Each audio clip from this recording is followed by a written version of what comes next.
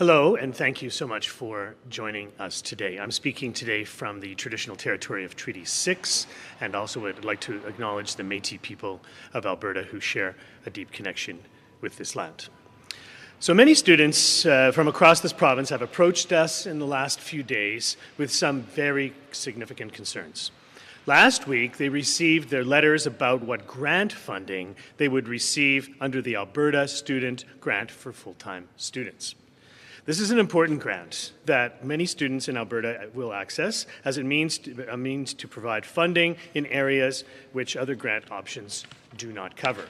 For instance, if you are spending a year in open studies, you will need to transfer course loads. This grant will accommodate you. It is particularly vital for graduate students who apply for this program.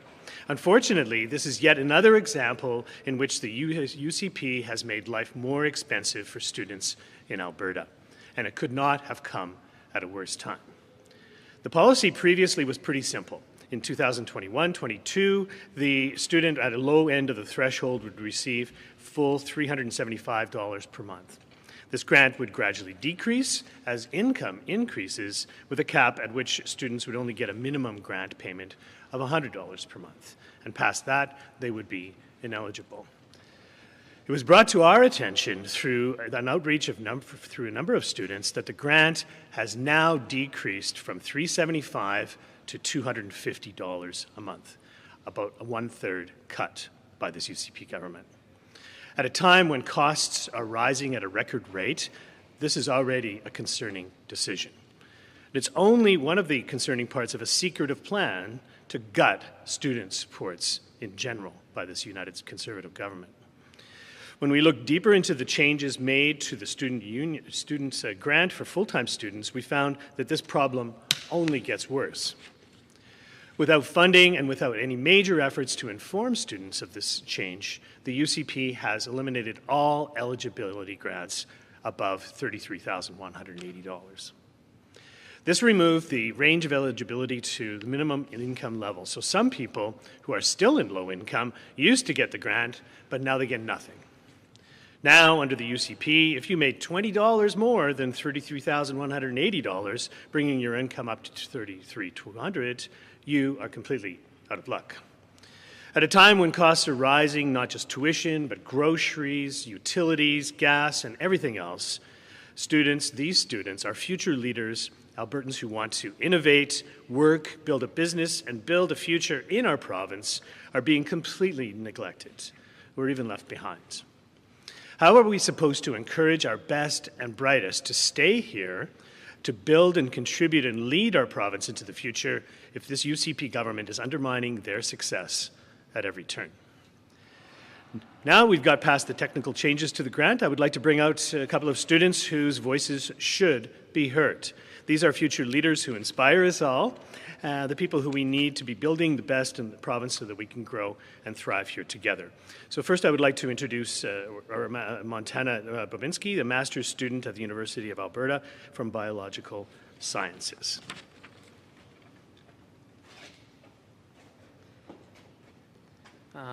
Hello, my name is Montana Babinski, and I'm a master's student at the University of Alberta within the Department of Biological Sciences.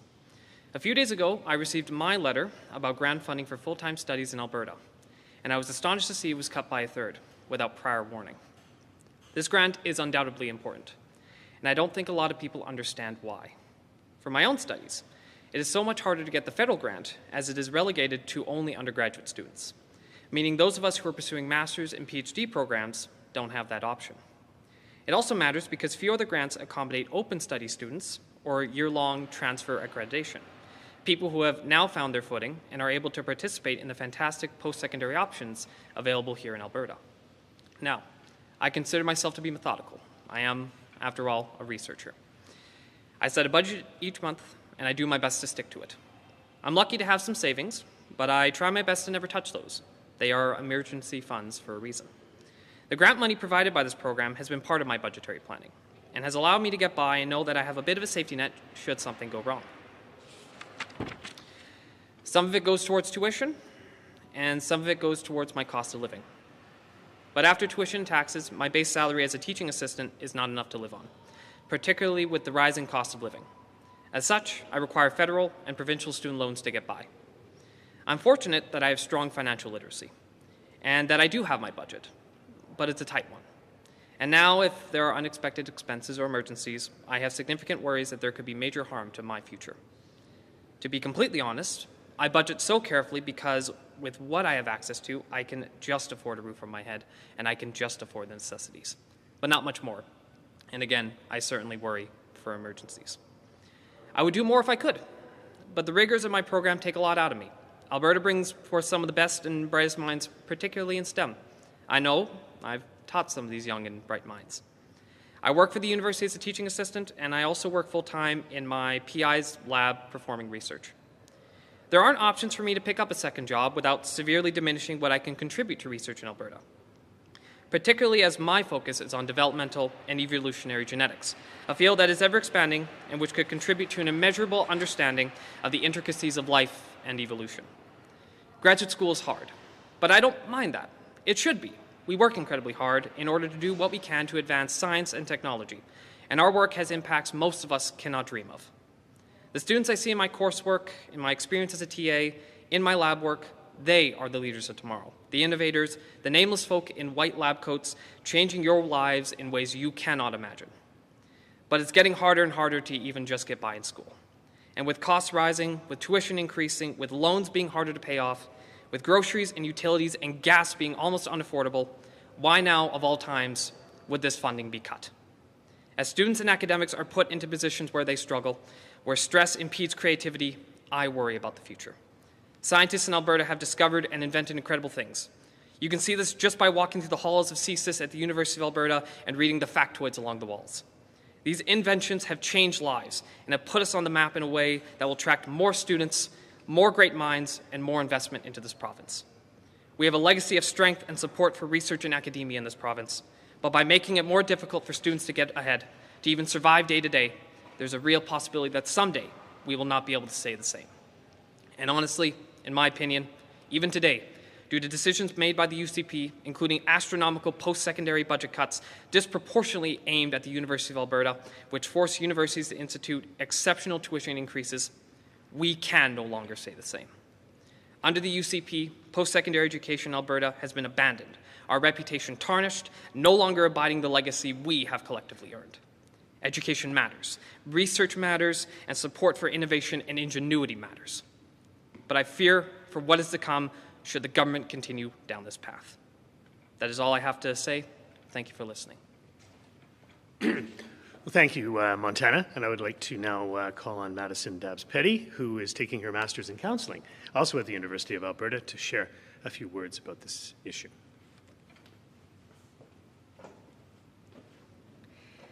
Hello, my name is Madison Dabbs-Petty, and I am a current master's student in the Department of Educational Psychology at the University of Alberta. I don't have any shame in sharing that I come from a low-income household. Personally, I have qualified for financial aid and grants on my mother's income throughout my entire post-secondary experience. Now I qualify again on my own income as a graduate student. I am so fortunate to be in university and to be completing this master's in counseling psychology. I am also very lucky that I missed my program's exceptional tuition increases, brought about in part due to the immense financial strain the university is under, given these recent provincial funding cuts. These increases mean the students this year below me are paying double what I am for an incredibly important program. But education matters to me, and I feel passionately about the work that I want to do and the people that I want to serve with this degree. Unfortunately, the UCP have once again made it harder for thousands of students. For a lot of people out there, a drop from $375 a month to $250 sounds maybe tough, but maybe not impossible, not devastating. But when you are a student, going from almost $5K a year down to $3K is an incredible hit to anyone's ability to budget, to plan for the future, and even to survive. And it's not just this. The UCP have gouged everything. Supports are getting lower as costs only get higher. I relied on this grant to help me get through school and my degree, but I'm also contributing to my household budget. My mother is on AISH, which hasn't been indexed, and to lose a portion of this grant is a huge change for us at a point where we're already making hard decisions. If I wasn't able to contribute to our household costs, I genuinely don't know what my family and I would do. We share a house with 5 other family members, and we already do every single thing we can to get by. Everything is just hitting really hard. People are struggling. It's one of the reasons I entered into counseling psychology. And now I've lost another support, leaving me more worried yet again about how I can get by day to day with the cost of everything going up.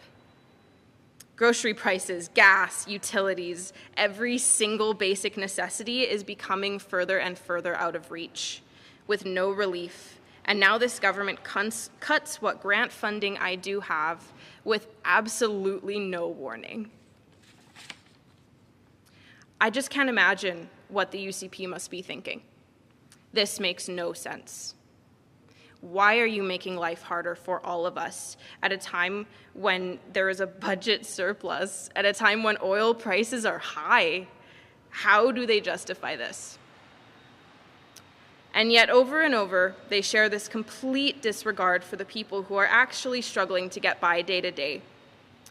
It is a horrible time to be a young person trying to emerge into the world, and frankly, it feels impossible that I will ever afford a home for myself one day. I started my program when the NDP was in office. I've been at the University of Alberta now for 5 going on 6 years. And at the time that I started my undergraduate degree, I felt secure. I felt there was stability, there was good governance, good balance between caring for people and caring for the economy. I thought that getting my master's would be an amazing opportunity. It's a really big first step for me to give back to my community. But now all I feel is worry, uncertainty, and doubt. I am so glad that the NDP are willing to bring attention to the issue of these grant cuts and the struggles that we are all facing as students with the cost of living and diminishing supports. And I'm very grateful to be able to share my story with all of you. Thank you. Thank you very much to both of you, and I'm open for questions. We'll first go to the floor for questions. So how are students going to make up the difference? Are there other grant programs? Is it increase in student loans? Is it dropping out? What do you think is going to be the effect here? Well, as post-secondary becomes more expensive, you literally are cutting off more people from being able to attend school or to afford continuing their programs. And so the Alberta Student Grant for full-time students was a stopgap or a measure to cover some of the gaps in other grants, and yet the UCP chooses to attack that one as well. They've made it much more unaffordable to go to school over the last 3 years, and quite frankly, you're compromising probably the best asset we have, which is a young population that's willing to go to school, to post-secondary, and we don't want those people to not go to school or maybe to leave the province. I mean, all of these things are possible when you make cuts like this. And on an off-topic question, it looks like the battle with Athabasca University is continuing and in fact ramping up. Looks like the government is planning to cut $3.45 million per month if they don't comply with the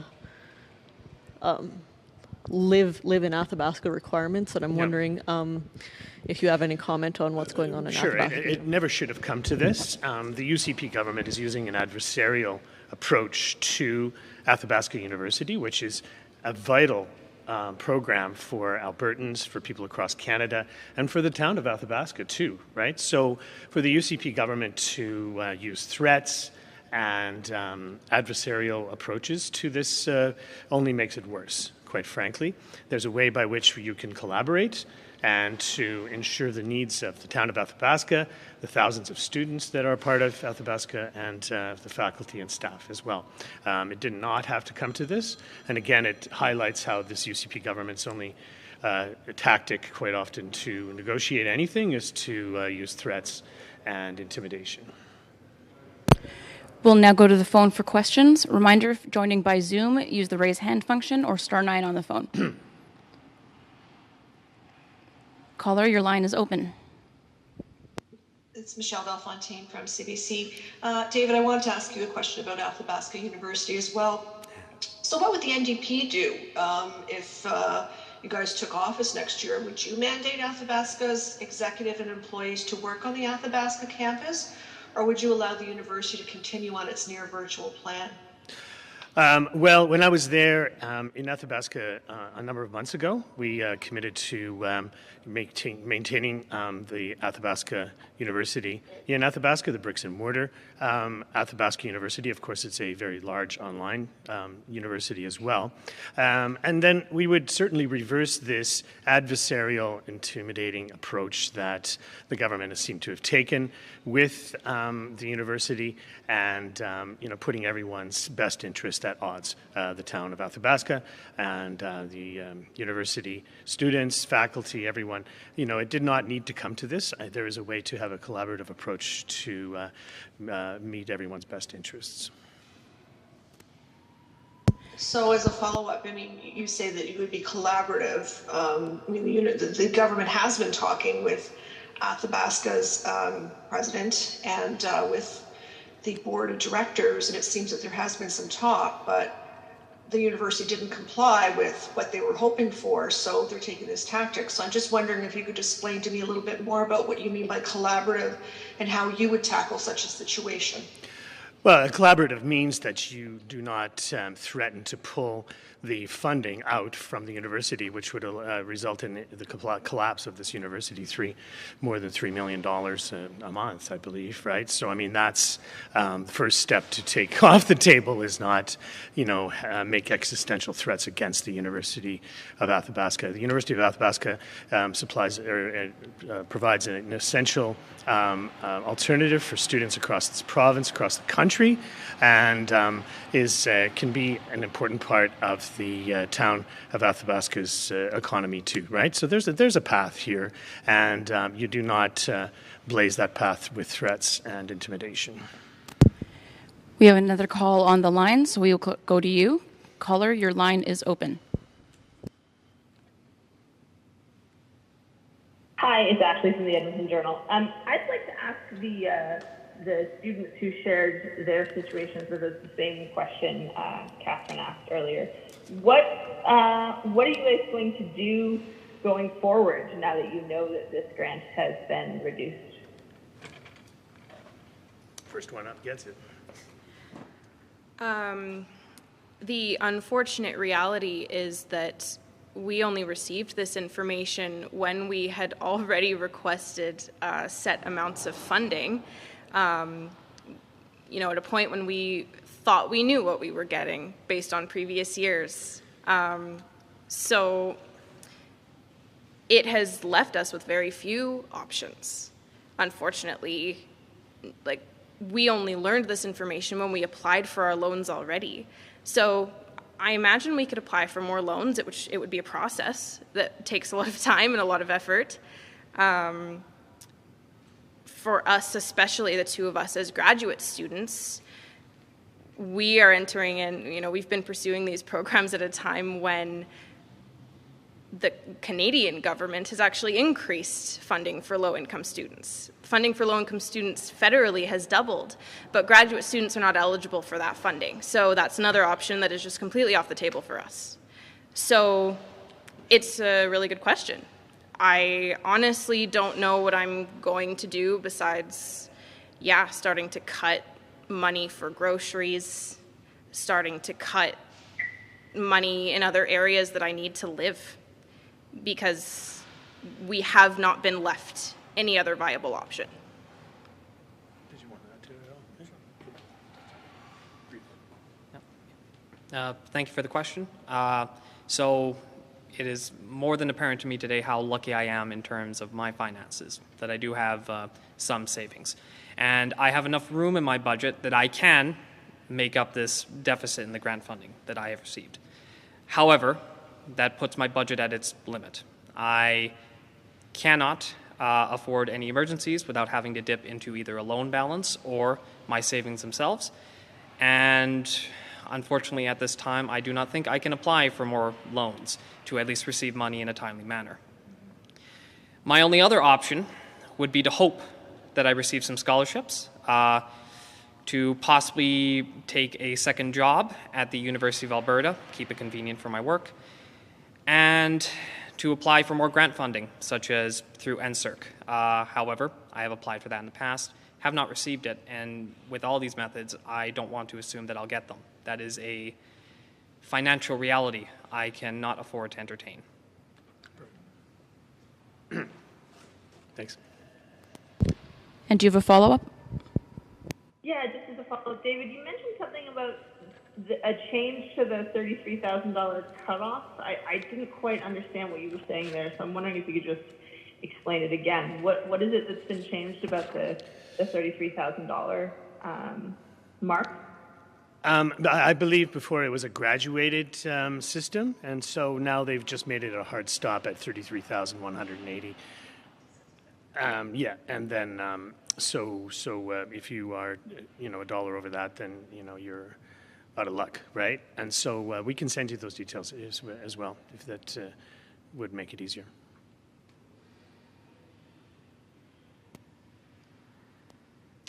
Okay. And that's it for today. Thank you so much, everyone. Thank you. Thanks a lot. My pleasure. Yeah, there you go. Much for watching, and to learn more, check out albertasfuture.ca.